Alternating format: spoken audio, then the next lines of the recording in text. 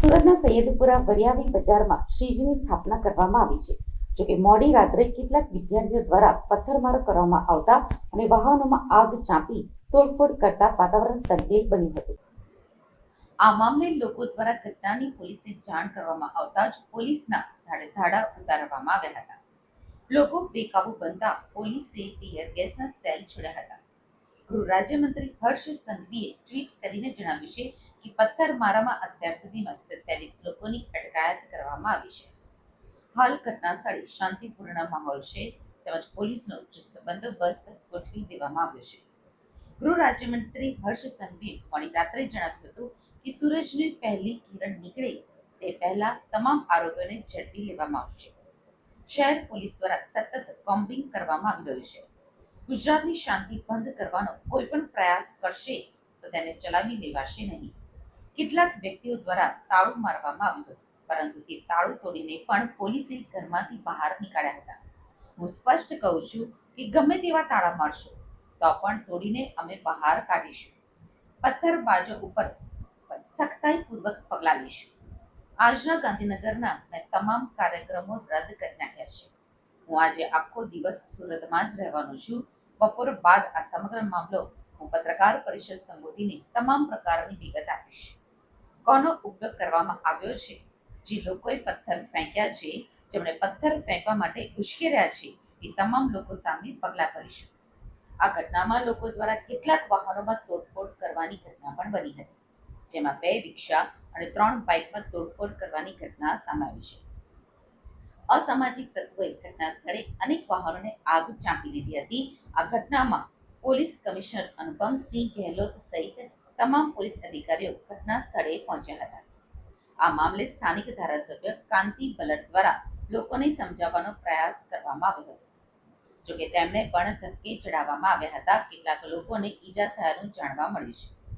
Police commissioner Anupamsinh ગેહલોતે જણાવ્યું હતું કે અત્યાર સુધીમાં 27 લોકોની અટકાયત કરવામાં આવી છે। 3 ગુના દાખલ કરવામાં આવ્યા છે, જેમાં એક મૂર્તિ ઉપર પથ્થર મારવાનો, બીજો ઘટના સ્થળ ઉપર પથ્થર મારવાનો અને કતારગામ વિસ્તારમાં વાહન સળગાવવાનો, આમ કુલ અત્યાર સુધીમાં 3 ગુના નોંધવામાં આવ્યા છે। હજી પણ અલગ અલગ બાબતોની પ્રક્રિયા ચાલી રહી છે। શાંતિ સમિતિની બેઠક કરવાના છીએ, જેમાં આ પ્રકારની ઘટના થઈ તેના માટે ખાસ કહેવામાં આવશે કે જે લોકો શાંતિનો ભંગ કરવાનો પ્રયાસ કરી રહ્યા છે તેમને અમે છોડીશું નહીં।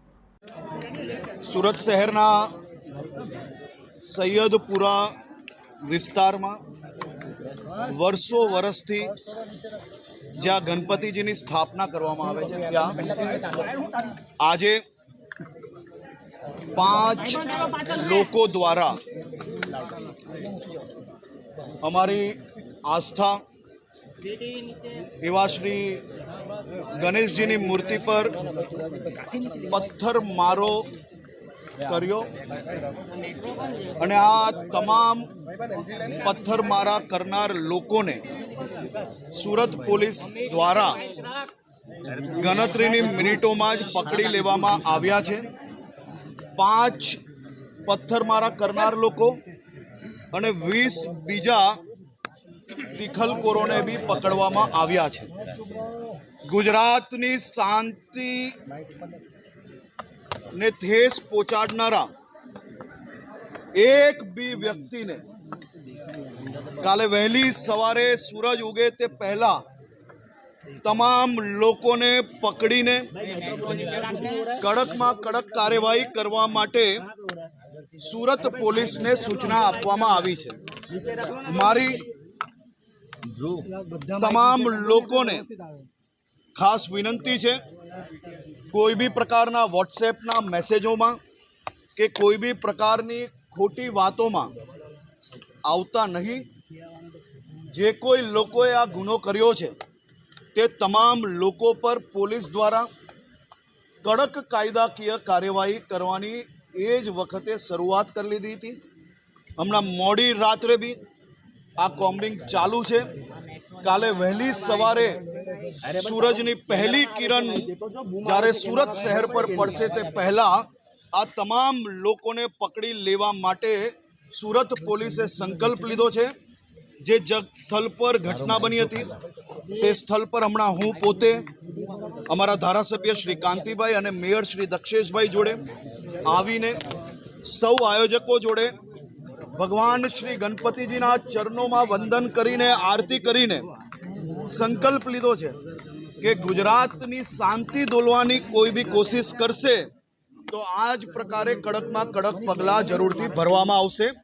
આપ સૌ લોકો સંપૂર્ણ શાંતિ જાળવી વિશ્વાસ રાખજો। વહેલી સવારે સૂરજની પહેલી કિરણે આ તમામ લોકો પોલીસના હવાલે જેલના હવાલે બંધ થાય તે પ્રકારની વ્યવસ્થાઓ કરવામાં આવી છે। હું હાલની સ્થિતિએ આ બધી જ ડિટેલ્ડ માહિતી આપને કાલે આપીશ। હમણાં મારી જવાબદારી રૂપે જ્યારે તપાસ ચાલુ હોય, કોમ્બિંગ ચાલુ હોય, ત્યારે આ રાજ્યના ગૃહમંત્રી તરીકે આ વ્યવસ્થાના એક ભાગ તરીકે કોઈ બી પ્રકારના સ્ટેટમેન્ટ આપવા હમણાં એ યોગ્ય નથી। કાલે બપોરે હું આ વિષય પર ડિટેલ ચર્ચા કરીશ। કાલે મેં મારી ગાંધીનગરનો પ્રવાસ કેન્સલ કરેલો છે। આખો દિવસ હું સુરતમાં છું અને આ બાબતની આપણે ડિટેલ ચર્ચા કરશો। પરંતુ હું આપને વિશ્વાસ અપાવું છું, હું આખી રાત જાગેલો છું, અહીંયાથી પોલીસ ચોકી જવાનો છું, આ ગણપતિજીના ચરણોમાં જ બેઠો છું, બધાને જ ન્યાય અપાવીને જ જપીશ। સર કાલે બી હુમલો થયો હતો, કાલે પણ હુમલો કરવામાં આવ્યો હતો સર। લોકો સંતાયા હતા, 4 પોલીસે ઘરનો દરવાજો તોડીને તમામ લોકોને બહાર કાઢ્યા। આ તાલા તો લોખંડના બનેલા છે। ગમે તેટલા મજબૂત તાલા બાંધશો તો બી તાલા તોડી તોડીને એક એકને નીકાળીને પકડશો। તાલા મારવાથી કોઈ બચી નથી જતું, પથ્થર મારવાની હિંમત નહીં કરવી।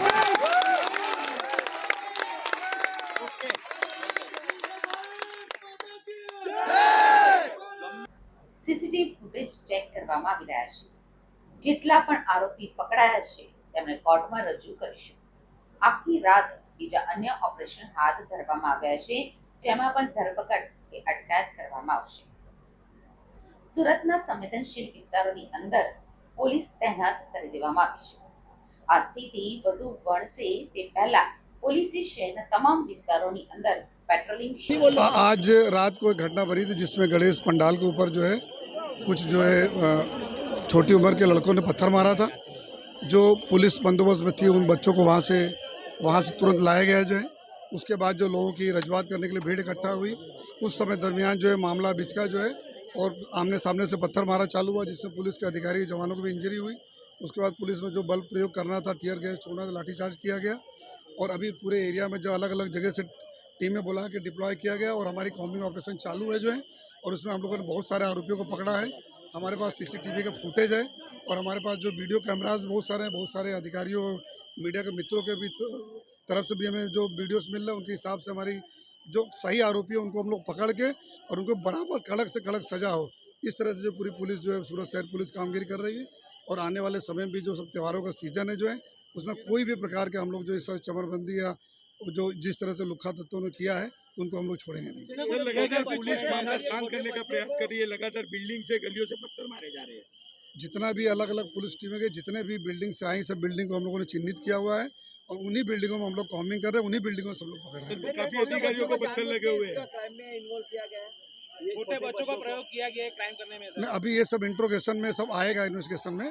अभी तो हमारा एक प्रायोरिटी थी कायदा ने व्यवस्था का जो जाड़ने की, और वो हम इंट्रोगेशन करके सही इसमें क्यों हुआ, कैसे हुआ, इसके पीछे कौन है, वो सब हम निकालेंगे।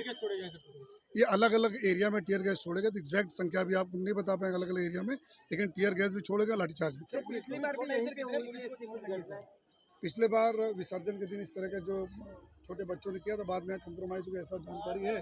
तो इसी हिसाब से इस बार जो यहाँ पे काफ़ी हम लोगों ने मेहनत किया था, शांति समितियों की मीटिंग सब बढ़िया किया गया था, लेकिन फिर भी जो है अमुक जो बच्चों को यूज़ किया गया है, तो उसके पीछे कौन कौन है मास्टरमाइंड, उसके ऊपर भी हम लोग इन्वेस्टिगेशन करेंगे। નાનપુરા, રાંદેર, મહારાણા પ્રતાપ સર્કલ સહિતના વિસ્તારોમાં પોલીસ રવાના કરી દેવામાં આવી છે। સૈયદપુરા વિસ્તારમાં મોટા પ્રમાણમાં કોમ્બિંગ ઓપરેશન શરૂ કરવામાં આવ્યું છે। પોલીસ દ્વારા સમગ્ર વિસ્તારમાં ડ્રોન દ્વારા નજર રાખવામાં આવી રહી છે, જેથી કરીને કોઈપણ ટોળું જ્યાં પણ એકત્રિત થયું હોય તેમને ઝડપથી પકડી શકાય। સૈયદપુરા પોલીસ ચોકી આસપાસની બિલ્ડિંગોમાંથી પથ્થરમારો થયો હોવાની પણ વાત સામે આવી છે। ઉપરની બિલ્ડિંગો પરથી પથ્થરમારો થતા સ્થાનિકોમાં પણ વધુ રોષ જોવા મળી રહ્યો છે। લાલગેટ પોલીસ સ્ટેશન વિસ્તારમાં સૈયદપુરા પોલીસ ચોકીની સામે એક નાના મોહલ્લામાં જ્યાં આગળ હિન્દુ સમાજ નાનો છે, લઘુમતી છે ત્યાં આગળ સંખ્યામાં એ લોકો ઘણા વર્ષોથી ગણપતિની પ્રતિમા સ્થાપન કરતા હતા. એ પ્રતિમા પર નાના બાળકો કંઈ આવીને સ્ટાર્ટિંગમાં હુમલો કર્યો અને પથ્થરમારો કરીને કંઈક ભગવાન ગણેશ ખંડિત થઈ એવું દેખાયું નથી, પરંતુ એવું કહે છે. પરંતુ આ સમાજ જ્યારે અહીંયા એકલો હોય ત્યારે પોલીસે બંદોબસ્ત પણ મૂક્યો હતો એવું એ ત્યાં કુટુંબના લોકોએ મને કહ્યું. તો આવા સમયે હિન્દુ ધર્મના સમાજના જો શાંતિ ઉત્સવ ઉજવતા હોય તો શા માટે વિધર્મી એટલે બીજા ધર્મના લોકોએ આ કૃત્ય કરવું જોઈએ? કોઈ શિખામણ ના આપવી જોઈએ.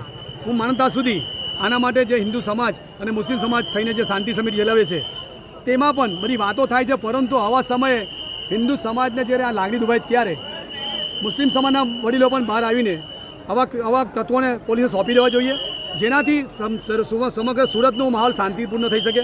અત્યારે સંપૂર્ણ પોલીસ કંટ્રોલ કરી રહી છે. મારે સરકાર પણ આમાં વધુ ધ્યાન આપીને આ ગણેશ ઉત્સવ ન બગડે અને આવનાર ઈદે મિલાદનો પણ જે સરઘસ છે 16 તારીખે જે બાહેધરી આપી પોલીસને એ લોકોએ કે અમે ઝડપથી પતાવશું, તેમાં પણ વિચારીને પોલીસ પગલાં લે તો ચોક્કસ એમાં પણ સારું. કઠલાલ ગામે અને ગઈકાલે રાતના સુરત શહેરમાં બંને જગ્યાએ સ્થાનિક પોલીસ તરફથી ખૂબ ત્વરિત કાર્યવાહી અને ખૂબ અસરકારક કાર્યવાહી કરવામાં આવી છે. જ્યાં સુધી આપણે સુરત શહેરની વાત કરીએ કે જ્યાં ગઈકાલે એક બનાવ બન્યો હતો પથ્થરમારાનો, એમાં 2-3 વાત ખૂબ સ્પષ્ટ રીતે કહી દેવા માંગુ છું. એક તો કે અગાઉ મેં વાત કરી કે બનાવ બન્યાની તુરત જ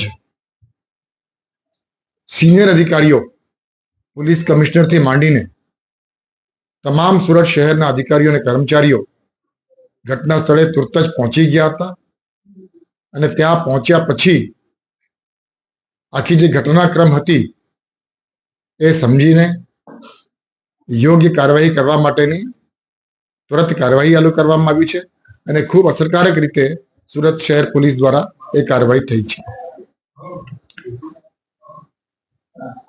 અમારી માહિતી મુજબ અત્યાર સુધી સુરત શહેરના આ ઘટનાક્રમમાં 6 બાળકો હતા જુવેનાઇલ. એ લોકોની વિરુદ્ધમાં પણ કાયદાની દૃષ્ટિએ જે કંઈ કાર્યવાહી કરવાની થતી હોય છે જુવેનાઇલ્સની વિરુદ્ધમાં એ કાર્યવાહી પણ થઈ રહી છે. અને જે અસામાજિક તત્વો હતા જે લોકોએ સુરત શહેરનું શાંતિને ડોળવાનો પ્રયત્ન કર્યો હતો એવા 28 જેવા ગુનેગારોને પણ રાત્રે કોમ્બિંગ કરીને અટક કરવામાં આવી છે. ગુજરાત પોલીસના વડા તરીકે હું એક વાત ઉપર ખાસ ભાર મૂકવા માંગુ છું કે ગુજરાત એક શાંતિપ્રિય રાજ્ય છે અને અલગ અલગ જે બંદોબસ્તની તૈયારીઓ ગુજરાત પોલીસ દ્વારા કરવામાં આવતી હોય છે એના ઉપરથી મારા જે છેલ્લા 30-35 વર્ષનો જે અનુભવ છે એના પરથી હું ચોક્કસ કહી શકું કે ગુજરાત રાજ્યના શાંતિપ્રિય લોકો આ તમામ હોળી હોય, દિવાળી હોય, ઈદ હોય, ગણેશ હોય, તમામમાં ખૂબ સક્રિયપણે પોતાની જવાબદારી સમજીને પોલીસને સાથ આપીને આ તમામ તહેવારોનું સફળતાપૂર્વક સંપન્ન આપણે કરવામાં સફળતા આપણને મળતી હોય છે. પરંતુ અમુક અસામાજિક તત્વો દ્વારા કોઈ પણ સમયે કોઈ પણ જગ્યાએ અમુક કરતૂતો કરવામાં આવે છે, જેના કારણે આ શાંતિનો જે માહોલ છે એ માહોલને, આ શાંતિપૂર્ણ માહોલમાં વિપરીત પરિસ્થિતિનું સર્જન થાય એવા અસામાજિક તત્વો વિરુદ્ધ ખૂબ અસરકારક રીતે અને ખૂબ ગંભીરતાથી ગુજરાત પોલીસ કાર્યવાહી અગાઉ પણ કરી છે, ગઈકાલે સુરત શહેરમાં પણ થઈ છે અને ભવિષ્યમાં પણ ચોક્કસ કરવામાં આવશે.